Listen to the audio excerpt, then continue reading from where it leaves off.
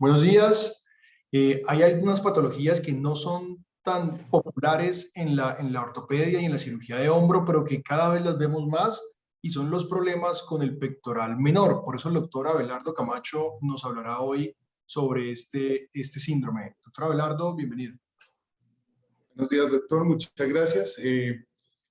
Entonces, el tema que tenemos para el día de hoy, como usted bien lo dijo, vamos a hablar acerca del síndrome del pectoral menor.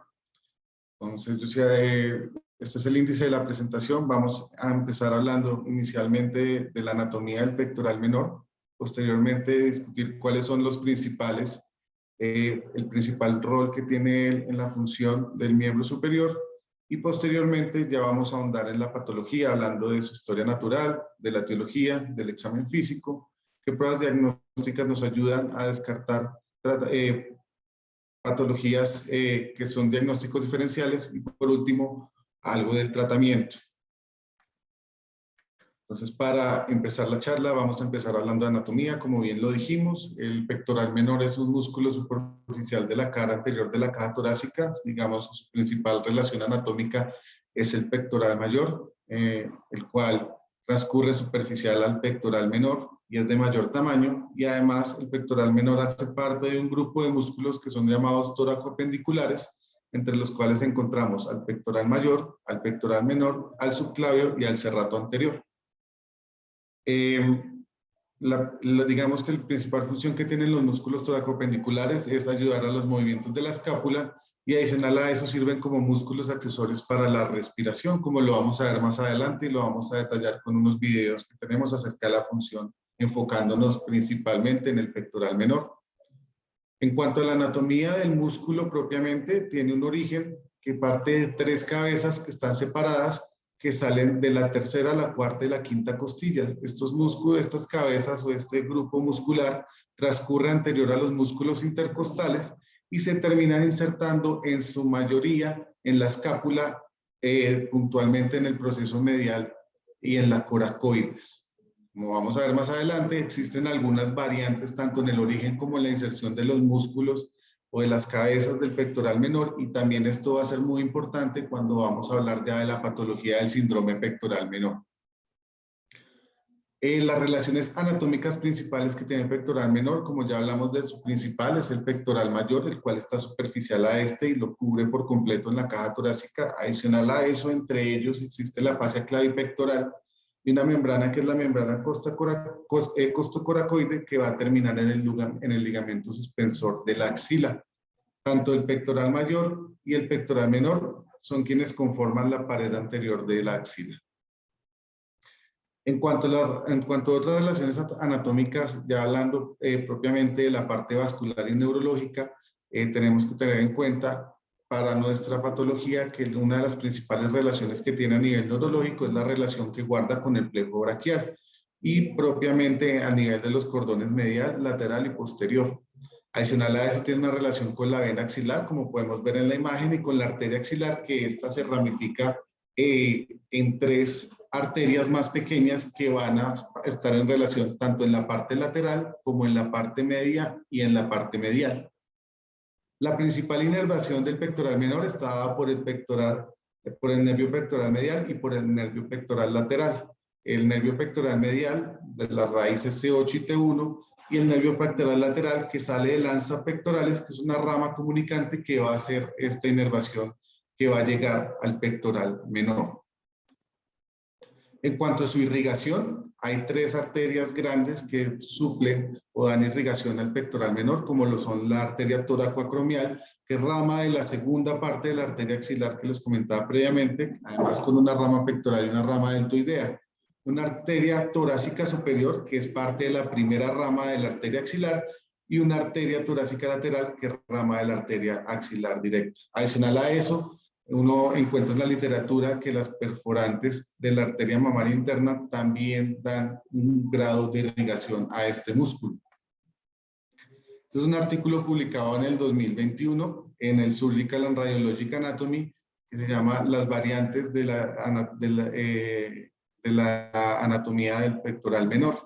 Como vamos a ver también durante la charla en la parte del síndrome pectoral menor, Este puede tener variantes, como les contaba al principio de la charla, en su origen. Y muchas veces, como vemos en la imagen de la izquierda, podemos encontrar que las cabezas no solo parten de la tercera, cuarta y costilla, sino que también hay una cuarta cabeza que nace de la segunda costilla, o inclusive se han descrito en especímenes anatómicos como el que vemos en el lado derecho, que estas cabezas que conforman el pectoral menor pueden ser inclusive hasta 6, como se ven denotadas ahí con un asterisco en la imagen.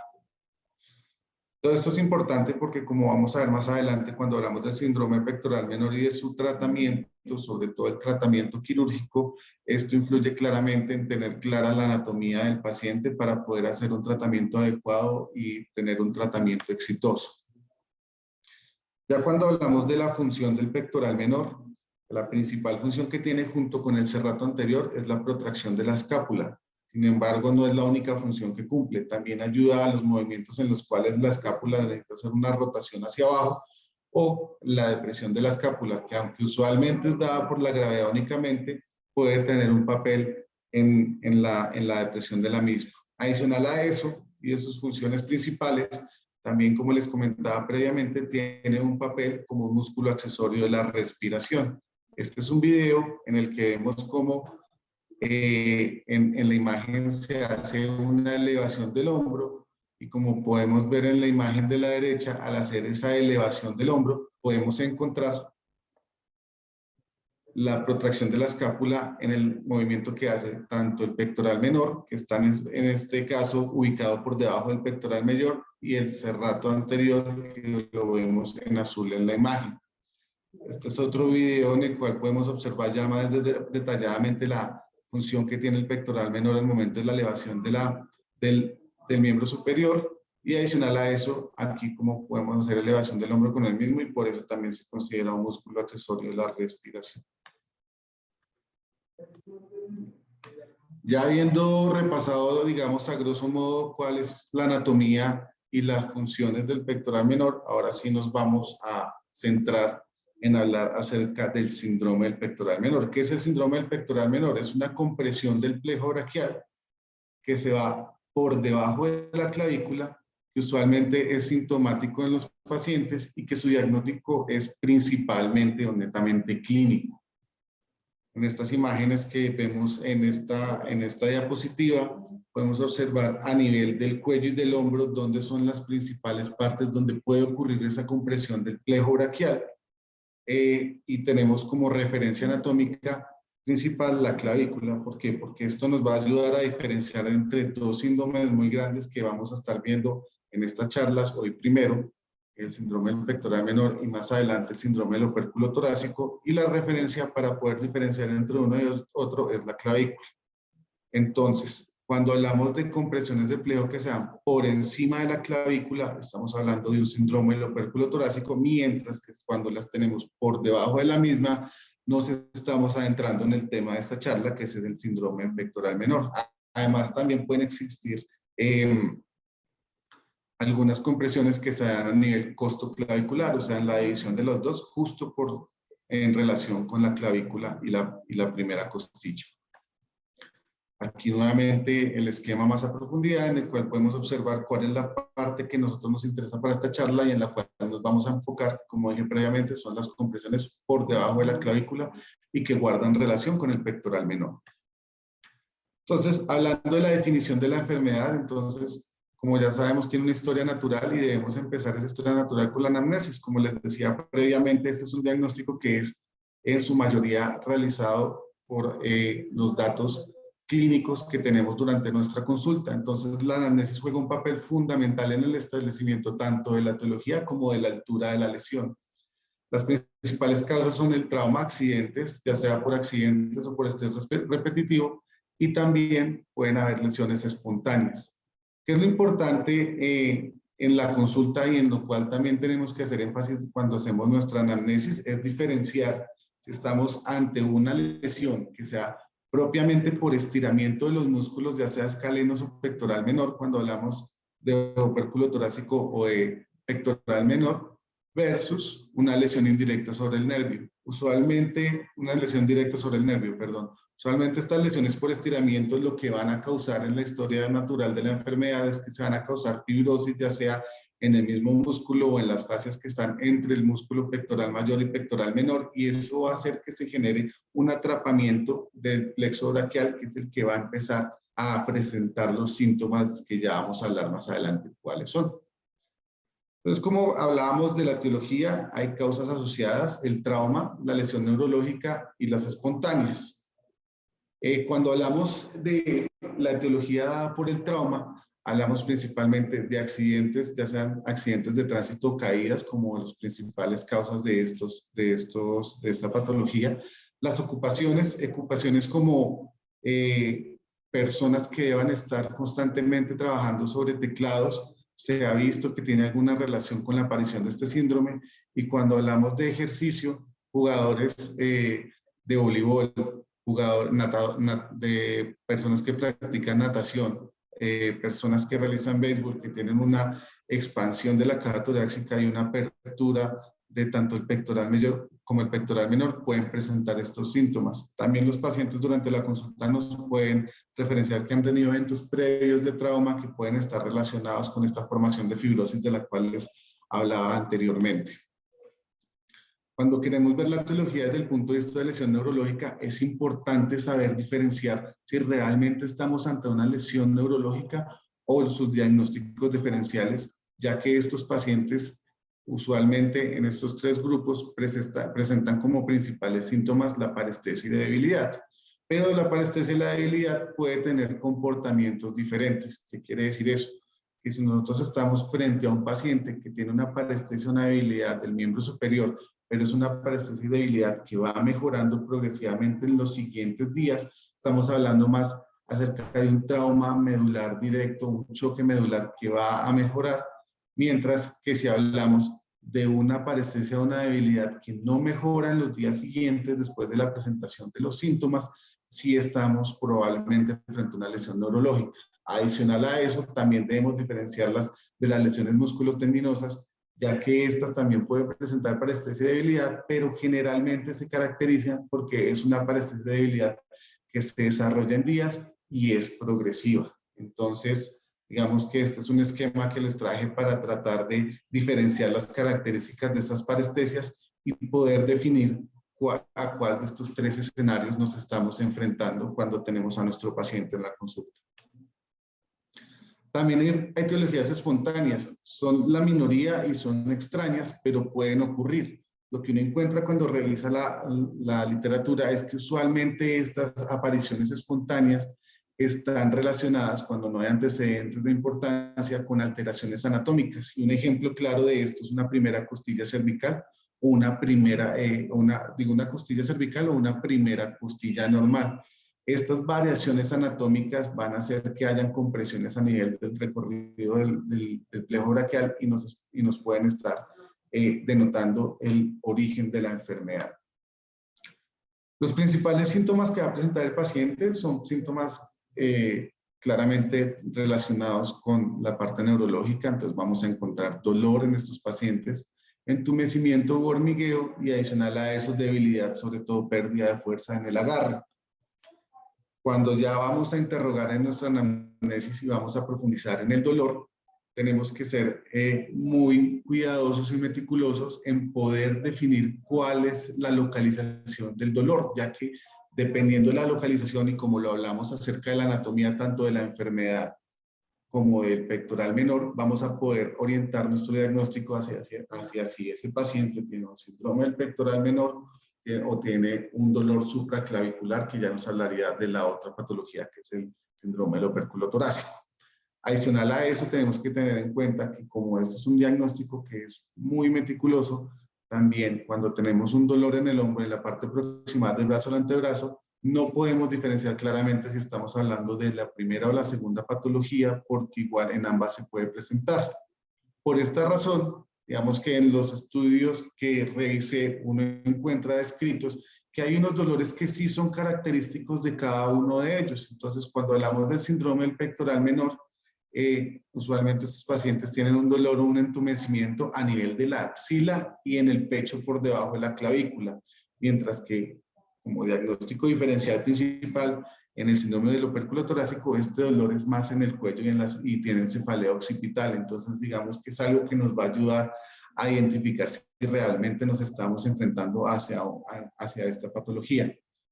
Las parestesias se presentan en el 90% de los casos y usualmente se ven involucrados hasta los 5 dedos de la mano. Sin embargo, son peores en el territorio del nervio cubital, o sea, cuando estamos hablando de parestesias del dedo anular y del dedo meñique.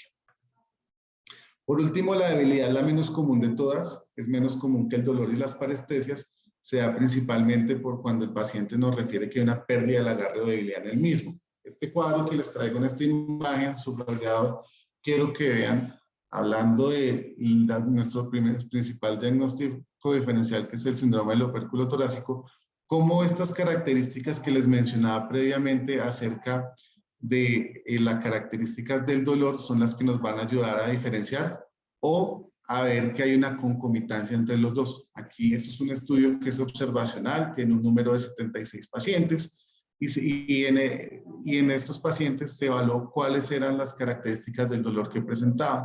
Y ellos se dieron cuenta, como vemos en las imágenes rojas, que el dolor occipital o la cefalea occipital o el dolor en el cuello o en la parte supraclavicular, aunque sí se podía presentar en síndrome pectoral menor, digamos que la frecuencia de presentación se aumentaba significativamente cuando este síndrome pectoral menor se acompañaba con el síndrome de opérculo torácico. Mientras que el dolor en la parte anterior del pecho y en la axila no se aumentaba significativamente cuando se adicionaba la patología del síndrome de opérculo torácico, lo cual nos denota que estos dos síntomas en cuanto al dolor son, digamos, los principales síntomas que podemos encontrar y que nos van a ayudar a orientar nuestro diagnóstico. En el examen físico, por tanto, es importante evaluar bien claro cuáles son las alteraciones tanto en el cuello como en la caja torácica para poder diferenciar esta etiología. Y adicional a eso, debemos evaluar los signos de compresión en todo el miembro superior. Esto, ¿cómo lo evaluamos? Tenemos que hablar tanto el entumecimiento como el signo de Tinel. Ya vamos a ver más adelante dónde son los lugares donde podemos evaluar este entumecimiento y dónde podemos hacer el signo de Tinel para ayudarnos a orientar nuestro diagnóstico. Pues como les decía, estos son los lugares donde el nervio se puede comprimir durante todo el miembro superior. Entonces, como podemos ver, tenemos más de 8 sitios donde se puede comprimir el nervio, razón por la cual tenemos que ser muy claros en nuestro examen y tener en cuenta, digamos, estas regiones anatómicas para poder diferenciar si realmente es un síndrome del pectoral menor o es cualquiera de estas otras patologías. Aquí nomás solamente un ejemplo para mostrarles cómo ya inclusive a nivel del cuello podemos ver en este esquema 5 lugares donde podemos tener compresiones del nervio que nos pueden estar causando parestesia, nos pueden estar causando debilidad en el agarre en la parte distal. Entonces, por eso es importante hacer un examen bien completo. Adicional a esto, estos son 6 lugares donde también podemos hacer el signo de Tinel y además nos van a ayudar para identificar la altura de nuestra lesión y podernos orientar hacia si realmente es un síndrome del pectoral menor o no. Y aquí podemos encontrar como, por ejemplo, desde el túnel del carpo y el canal de Gullón como signo de Tinel a nivel supraclavicular. En cuanto al examen físico para determinar si estamos enfrentados ante un síndrome pectoral menor, existen algunas maniobras provocativas que ya hemos hablado y adicional a eso podemos generar estrés sobre el brazo, lo cual nos va a orientar hacia si hay una compresión o no. Sin embargo, como les decía previamente, todos estos signos son signos inespecíficos y uno se tiene que llenar de argumentos en este caso para poder determinar la altura de la lesión. Adicional a las maniobras de Tinel y Fallen que ya vamos a hablar de ellas, la rotación del cuello y la inclinación del cuello nos ayudan a aumentar el estrés y la tensión sobre los músculos del cuello y del hombro, los cuales nos va a ayudar a ver si realmente nuestra lesión está a esta altura en el miembro superior. Adicional a eso encontré estos 2 exámenes que vamos a describir, que es el test de tensión en miembros superiores y el test de IST, por sus siglas en inglés, test de el estrés a la elevación del brazo o test de Ross. Aquí vemos una representación de cómo se hace este examen, en el cual primero se le pide al paciente que haga abducción de los brazos. Posterior a eso, en la segunda fase se le pide que estire las muñecas y por tercero se le dice que se incline la cabeza hacia un lado, hacia el otro, evaluando en este caso, como vemos en la imagen, el miembro superior derecho. Esa tensión que se causa a través del brazo nos va a ayudar a identificar si realmente la musculatura entre el pectoral menor es quienes están causando o son quienes están causando esta compresión a nivel del nervio. Adicional a esto, el otro test, el test de Ross, nos dice que debemos hacer una abducción de 90 grados de los brazos y mantener esta posición durante unos segundos y evaluar si el paciente empieza a presentar parestesias a nivel del miembro superior. Esto nos ayuda a evaluar si realmente hay una compresión por un origen de nivel muscular. Esta tabla del mismo artículo que les presenté previamente muestra cómo las rotaciones del cuello y de la inclinación de la cabeza también son un factor importante para evaluar las compresiones musculares a nivel del plejo braquial. Sin embargo, cuando se evalúa la aparición del síndrome del pectoral menor solo versus concomitante al síndrome del opérculo torácico, no terminan siendo específicas para síndrome pectoral menor. En cambio, sí nos pueden orientar a ver que puede haber una compresión que puede estar en una patología concomitante o del síndrome opérculo torácico. ¿Qué pruebas diagnósticas adicionales podemos usar? Tenemos diagnósticas tanto invasivas como no invasivas. Los bloqueos musculares son una de esas pruebas diagnósticas invasivas que nos pueden ayudar mucho a orientar el diagnóstico. Son los bloqueos musculares y nos sirven primero para diferenciar si tenemos realmente un bloqueo nervioso, un bloqueo muscular, porque si tenemos un bloqueo, si tenemos una patología que es directamente del nervio, al hacer una relajación del músculo y tener una descompresión del plejo, si los síntomas siguen apareciendo, quiere decir y estamos descartando que tengamos una patología compresiva por el pectoral menor. También nos va a ayudar a diferenciar a qué nivel, a qué altura se está presentando esta compresión, ya que estos bloqueos los hacemos tanto a nivel supraclavicular como infraclavicular.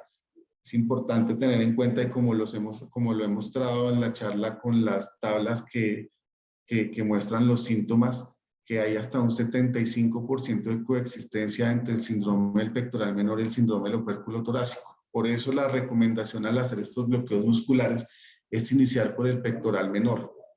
Si yo tengo una patología muscular compresiva y hago una relajación del músculo pectoral menor y los síntomas continúan, puede decirme a mí que estoy ante un caso de concomitancia o ante un caso del síndrome del opérculo torácico. Si por el contrario, al infiltrar a nivel interescalénico por encima del supraclavicular, no tengo mejoría de los síntomas, pues ya sabemos que la compresión no es a este nivel.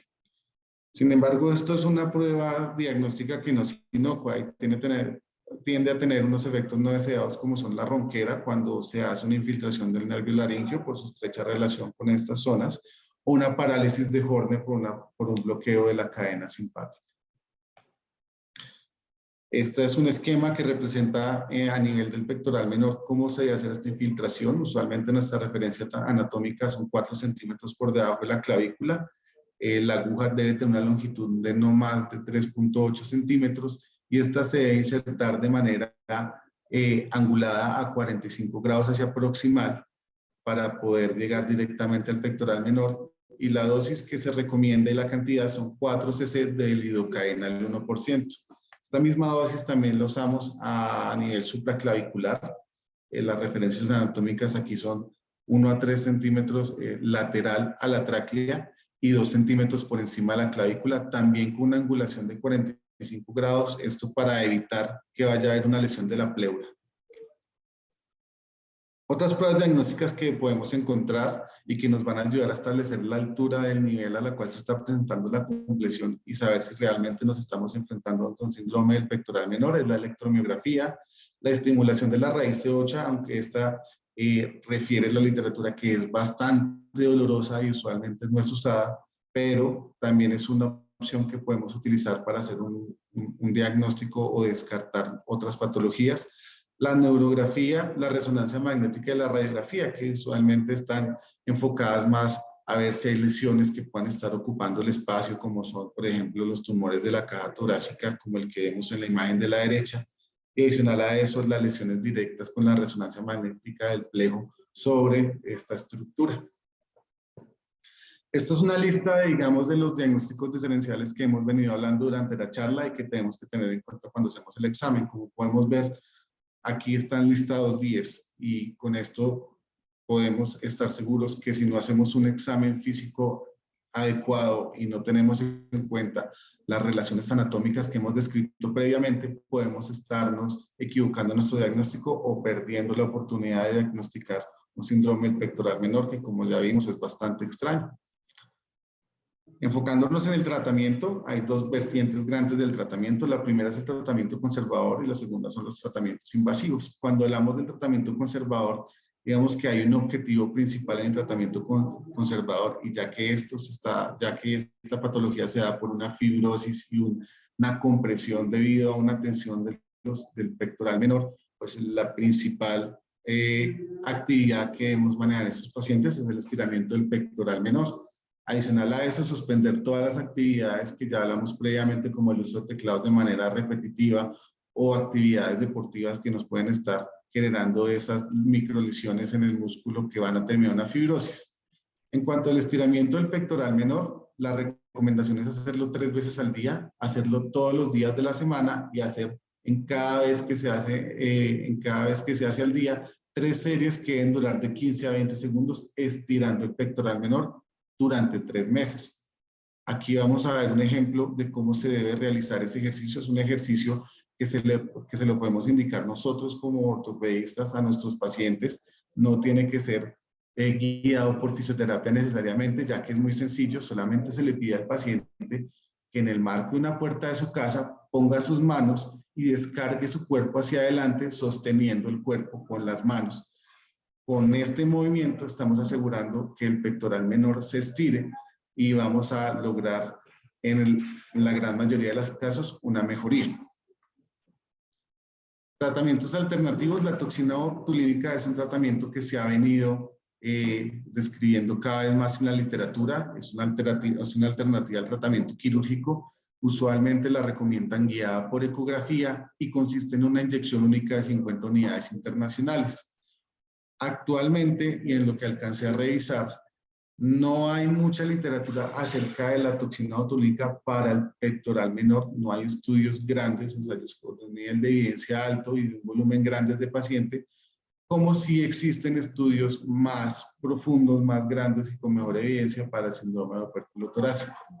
Uno de los artículos que encontré es publicado en el noviembre del año pasado, pero como podemos ver es un estudio observacional de 13 pacientes con seguimientos a 3 o 6 meses, en los cuales los autores reportan que hay una estabilidad de los síntomas en el 69% de sus pacientes con una sola dosis y que únicamente en 2 pacientes requirieron de otra dosis adicional o de 2 dosis para lograr esta estabilidad. Sin embargo, repito, estos son estudios que son seguimientos observacionales a poco tiempo y además de un nivel de evidencia bajo. Entonces, digamos que todavía hay mucho que explorar en este sentido cuando hablamos del síndrome del pectoral menor.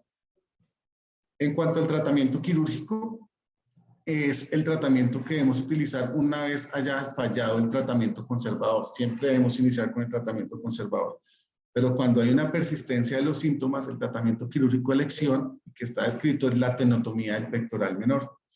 Adicional a eso, como ya hablamos de las estructuras adicionales que podemos encontrar, como es la fascia que hay entre el pectoral mayor y el pectoral menor, también podemos hacer resecciones de esta fascia y también del arco axilar de Langer, que es una variante anatómica no del pectoral menor, sino del latissimus dorsi, en el cual hay un arco que se forma, como vemos en la imagen, por encima del bíceps braquial y también nos puede causar compresiones.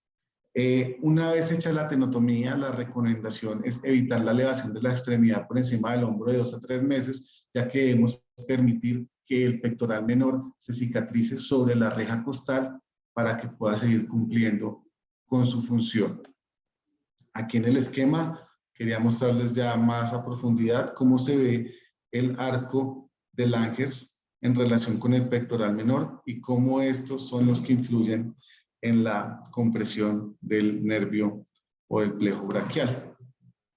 El tratamiento quirúrgico, cuando estamos hablando de un síndrome del pectoral aislado, tiene un éxito de hasta un 85% en estabilidad de los síntomas, en seguimientos. Mientras que cuando está asociado a un síndrome operculotorácico, tiene un éxito que disminuye dramáticamente hasta un 35%. Tenemos una reducción de 50% del éxito. Son pacientes que posteriormente van a tener que ser llevados a un nuevo procedimiento para hacer una liberación de la parte proximal, lo cual no voy a ahondar, porque esto es algo que vamos a ver más adelante en nuestras siguientes charlas. Este porcentaje es el 65% de los casos. Conocer la anatomía es bastante importante, ya que como podemos ver, las variantes se presentan y en este caso podemos ver como el espécimen que tenemos en la imagen tiene un pectoral menor accesorio, y si nosotros no tenemos clara la anatomía de nuestro paciente, podemos estar incurriendo en un fallo en el tratamiento porque no liberamos todo lo que hemos liberado. Adicional a eso, como dato importante, también cabe resaltar que hasta en el 1.5% de los casos, los pacientes pueden tener una inserción del pectoral menor en la cápsula anterior. Como conclusiones, es un síndrome que es de poca prevalencia, más cuando es aislado. Su diagnóstico es clínico, el pronóstico cambia según su presentación, ya que si es concomitante, como podemos ver en los tratamientos, no funcionan de la misma manera cuando es aislado, y valga la aclaración, haciendo el tratamiento sobre el pectoral menor. El tratamiento conservador es sencillo y debe realizarse como primera opción. Como podemos ver, los pacientes lo pueden realizar en su casa todos los días y solo tenemos que darle una instrucción que es el estiramiento del pectoral menor.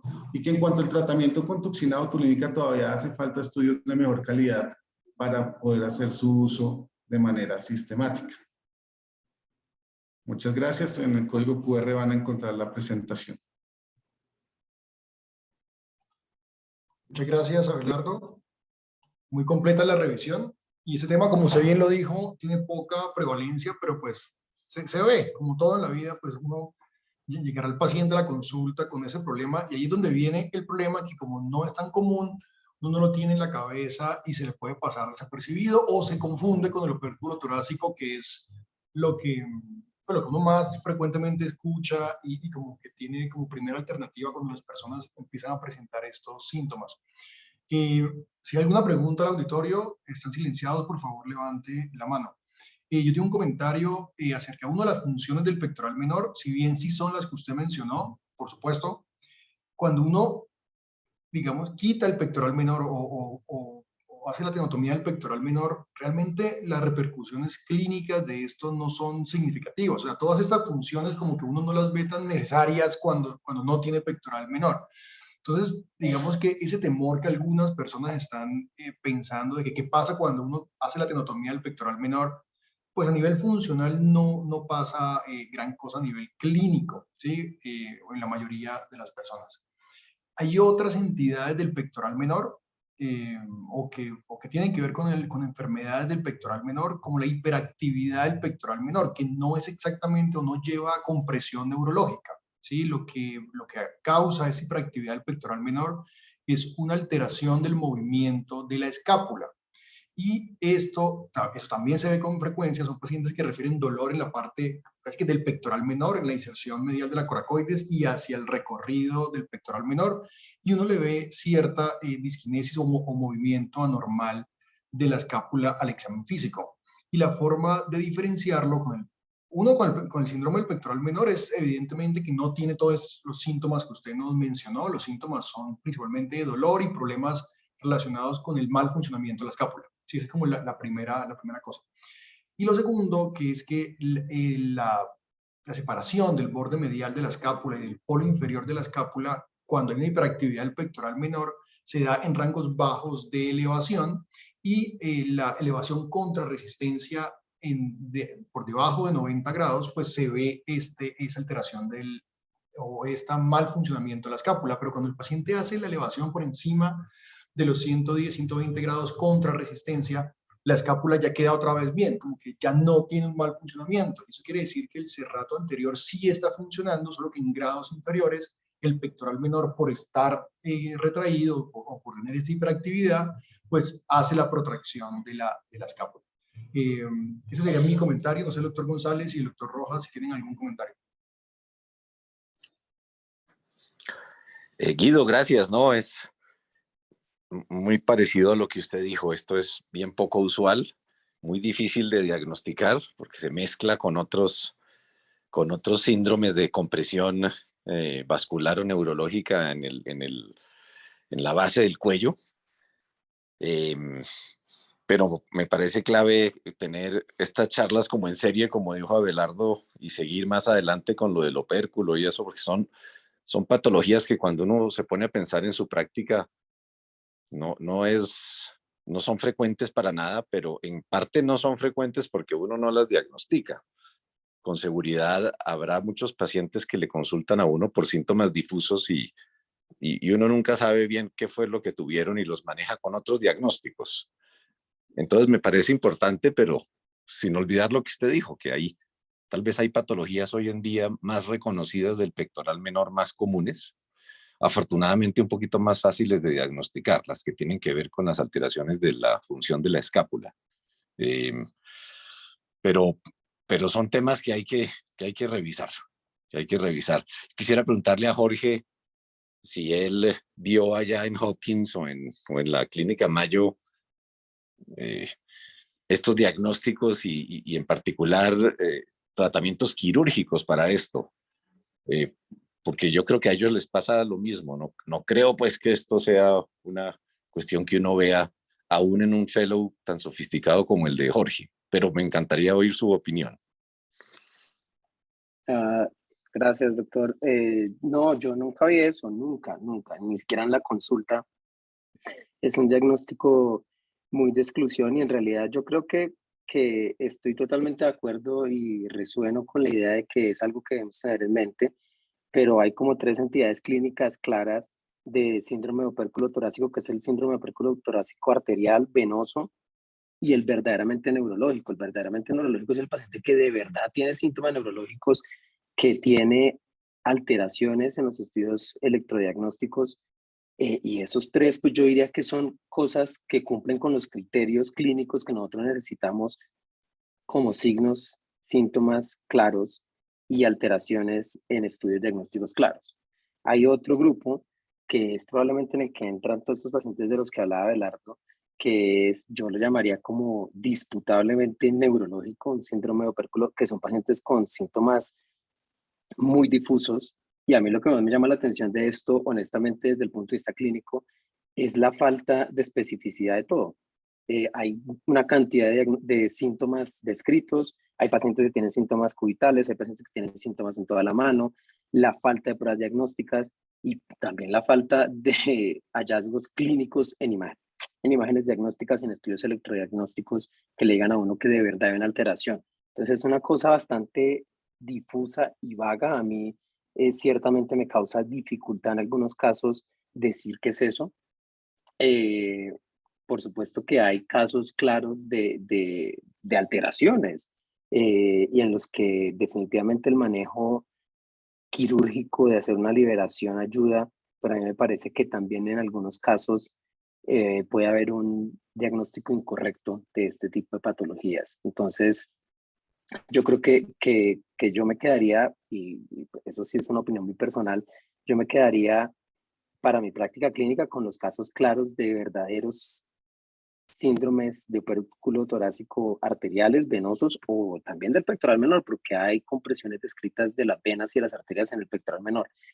Y síndromes neurológicos verdaderos, donde uno de verdad encuentre que hay cosas que de verdad hay compresión. En los otros casos, a mí me causa mucha dificultad, honestamente, y yo no vi tampoco allá mucho, de hecho no vi ni una cirugía de eso, ni tratamientos de eso, porque la verdad me parece difícil. Y lo mismo me pasa, también eso es un sesgo personal. eh, Creo que yo soy muy escéptico, lo mismo me pasa con la hiperactividad del pectoral menor. Me parece que estamos empezando a construir asociaciones causales o causalidad entre estas alteraciones de la longitud o de la función del pectoral menor y condiciones patológicas en el hombro pero creo que estamos lejos de poder decir que eso causa problemas, como nos ha pasado con tantas otras cosas en el hombro, de decir que, por ejemplo, el ángulo crítico causa rupturas o que el ángulo crítico causa pinzamiento o que un músculo corto causa una cosa. A mí todo eso me parece que uno debe ser cauto porque, pues, como todos sabemos, existen muchos criterios para definir qué es una asociación causal y qué es una asociación. Simplemente existe porque está ahí, pero ya de ahí a que uno diga, esto me va a llevar a mí a las tres cosas principales que buscamos cuando buscamos factores de riesgo o asociaciones causales, que son diagnóstico, prevención, diagnóstico y tratamiento, yo creo que estamos lejos.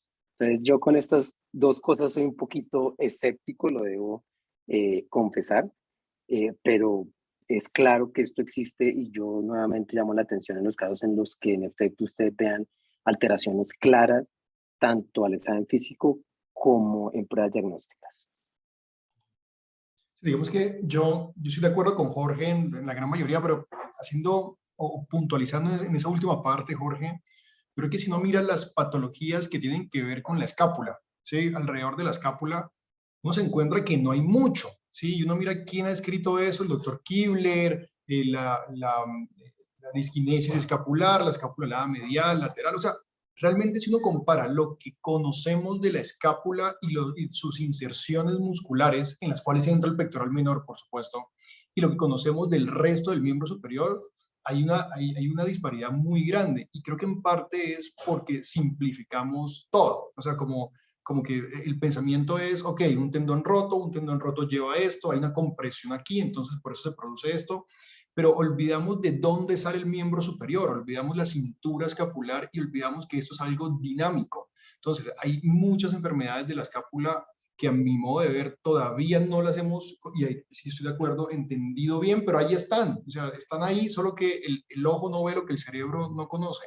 Y creo que el pectoral menor tiene relevancia, o sea, o va a tener una, una relevancia mucho mayor en estos años venideros de lo que hemos tratado de aquí hacia atrás. Y el ejemplo no es el síndrome del pectoral menor, porque si bien esto, como ya lo hemos hablado aquí durante la charla, Abelardo, no es tan común, y es como dice el doctor González, puede que no sea tan común porque no lo diagnosticamos también, porque es algo que uno no piensa ni de primera ni de segunda opción, pero hay otras patologías que sí pueden ser llevadas o tener que ver con el pectoral menor. Entre ellas, la hiperactividad, mal funcionamiento de la escápula. Fíjense todas las variantes que Abelardo mencionó, solamente la inserción proximal, ahora en las distales. ¿Qué pasa con eso que no conocemos? Entonces, creo que mi llamado, y sobre todo a las personas en formación que están acá viendo esto, es a quien traten de no simplificar como los tratamos de enseñar, de hecho, que simplemente miren la escápula por detrás. Eso es mucho más complejo porque recuerden que es de la escápula de donde sale el resto del miembro superior. Y el tratamiento, que era el comentario que iba a hacer antes de decir esto, era que a veces uno se gasta, y eso me suena chistoso, como mucho tiempo discutiendo en el diagnóstico, todo, pero cuando uno mira el tratamiento final, en estas patologías del pectoral menor casi siempre es hacer la tenotomía del pectoral menor. Entonces es como mucha filigrana, pero la parte técnica es, y para las personas que se están preguntando cómo es la cirugía, es muy sencilla. Es una cirugía de 2-3 minutos, que es identificar la coracoides y hacer una tenotomía medial del pectoral menor. Entonces con esto pues se libera todo ese problema. Esa es la parte como técnica de este tratamiento. Pues ahí es a lo que yo voy, Guido, sin crear más controversia, porque claramente creo que tenemos opiniones divergentes en esto, porque justamente yo creo que esto es complejo, como tú dices. El movimiento escapular es terriblemente complejo y están involucrados una cantidad de músculos como para uno creer que solo es el pectoral menor que causa todo. Y yo sí creo, no voy a decir que no, yo sí creo que puede haber asociación causal, pero yo creo que nos hace falta construir una cantidad de evidencia. Yo creo que estamos en la primera parte en la que postulamos de que puede contribuir, pero de ahí a que podamos demostrar de que eso contribuye. Uno, sí contribuye a disquinesia, ok, contribuye a disquinesia. ¿Qué tanto de los síntomas es por eso? De los pacientes que tienen disquinesia, no todos tienen síntomas, empezamos por ahí. Y de los que tienen síntomas, ¿qué tantos es porque el pectoral menor está corto? O probablemente esto es una red causal. Yo voy a decir algo que tiene lógica, pero que no lo puedo demostrar con ninguna evidencia. Puede ser que la anatomía del paciente, la cifosis que tenga el paciente, la forma de su espacio subacromial, haga que todo eso interactúe y se presente, no en todo el mundo. Entonces, si yo no tengo evidencia para decir que en efecto es el pectoral menor, yo siento, esa es mi percepción, que vamos a empezar a hacer liberaciones del pectoral menor como locos sin saber por qué, sin saber por qué, porque creemos que sí, que está corto, lo medimos, tiene isquinesia, bueno, entonces se lo corto. Y mi impresión es que vamos a sobretratar pacientes y tú tienes razón, que es un procedimiento que no tiene mayor, es sencillo, pero para alguien que tenga experiencia, alguien que no tenga experiencia, como todos sabemos, como Abelardo mostró ahorita, todo lo caro y bueno del brazo pasa por ahí. Y por estar soltando el pectoral menor, con seguridad, si empezamos a hacer eso rutinariamente, habrán lesiones y habrán problemas. Entonces yo sí creo que en eso uno debe ser, me parece, hay gente muy entusiasta con este tema. Guido es uno de esos y yo lo admiro porque yo con la escápula, yo soy un poquito menos entusiasta con la escápula y estoy de acuerdo que la escápula sí debe contribuir mucho a muchas cosas que no entendemos todavía, pero yo soy un poquito más cauto, yo iría atrás en esto porque creo que el cuerpo de evidencia de la asociación causal entre el acortamiento o hiperactividad pectoral menor y síntomas en el hombro está en pañales, como para nosotros empezar a hacer rutinariamente liberaciones del nervio, del pectoral menor. Esa es mi posición, es lo que creo. Y justamente es por lo que Guido dice, esto es complejísimo. Esto no es pectoral menor corto igual a síntomas igual a disquinesia, no. Es complejo, es bien complejo y yo creo que hay una cantidad de variables, es una red causal grande que todavía no entendemos. Y claro que, y por supuesto, no digo que no, deben haber pacientes que se deben beneficiar de esa cirugía. Lo que pasa es que para mí es muy difícil todavía entender cuál es y probablemente a muchos les van a hacer esa cirugía sin necesitarla. De acuerdo. Ahí está el reto no es la cirugía en sí, sino saber a quién sí y a quién no. Totalmente de acuerdo. ¿Alguien del auditorio tiene preguntas? Si no, dejamos acá. No hay nadie. Guido, no, un Señor, sí, sí. comentario final. Eh, yo creo que la intervención de Jorge a mí me encanta porque la visión de epidemiología clínica que tiene Jorge detrás de su comentario es útil para todos. Es prudente lo que él dice y yo quisiera resaltar en un minuto las dos cosas claves que él dijo, que en las que todos estamos de acuerdo, y una tercera que es para darle balance a la situación. La primera es que las pruebas diagnósticas eh, son fuertes o débiles dependiendo de lo que se está diagnosticando y uno debe ser consciente de eso. Aquí las pruebas diagnósticas son bastante débiles. Si uno le pusiera sensibilidades, especificidades a todos estos, tanto signos clínicos como imágenes que mostró Abelardo, estaría en dificultad. Por eso la prudencia de Jorge al decir que cuando sea realmente objetivo un resultado, ahí puede uno seguir un poquito, pues que tiene terreno más firme. Entonces, primer punto, pruebas diagnósticas, tener en mente que eso se puede medir, digamos, y uno debe saberlo. Y lo segundo, la relación causal, ese punto sí que es clave. La relación causal es algo bien complejo de establecer. En algunos casos es muy fácil. Afortunadamente, nuestra práctica de la ortopedia, la parte traumatológica, es el ejemplo más fácil de relación causal entre el accidente y la fractura. Pero en el otro extremo está nuestra práctica ortopédica, en donde la relación causal con frecuencia es difusa.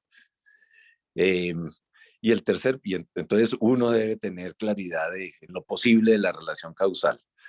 El punto de la balanza es que, siendo esto que dice Jorge perfectamente cierto y prudente, eh, pues hay que tener la, la, la posibilidad de tener esto, de hacer algo en algunos pacientes, pero yo haría algo en algunos muy pocos pacientes con lo previo en mente. Es decir, me costaría también trabajo hacer intervenciones sin tener mayor claridad, por más sencillas que sean las intervenciones. Ahí está la frase la frase esa que saber hacer la cirugía no necesariamente quiere decir que uno deba hacerla.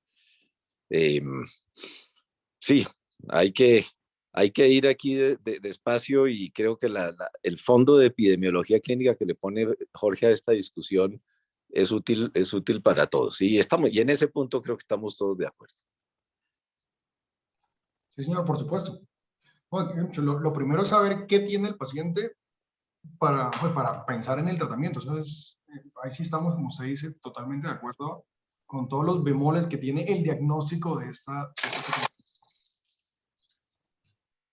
Creo que Y lo último, la foto de Abelardo mostrando el signo de no sé qué, de Isto, no sé qué cosa, la foto como un Jesucristo, como el Jesucristo del Corcovado, pues es muy, muy, muy tierna, ¿no? Muy tierna Abelardo con los brazos estirados y el cuello de medio lado.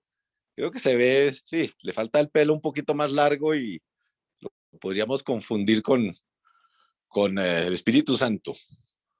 Me toca dejarme crecer la barba, doctor. Sí, muy bonita foto, Avi, muy bonita foto. Bueno. Y buena presentación, Abe, también. Muchas gracias por la presentación. Sí, sí. Gracias, Sobre doctor. todo lo felicito por la iniciativa, precisamente por lo que el doctor González se la está montando, porque el tener la iniciativa de usted mismo mostrar la prueba y todo, eso habla muy bien de usted como expositor. Lo felicito. Gracias, doctor. Que estén muy bien, Felicitaciones, nos Avi, un vemos abrazo. la próxima semana. Que estén bien. Chao. Chao, gracias. Muchas gracias. Chao, chao. Chao.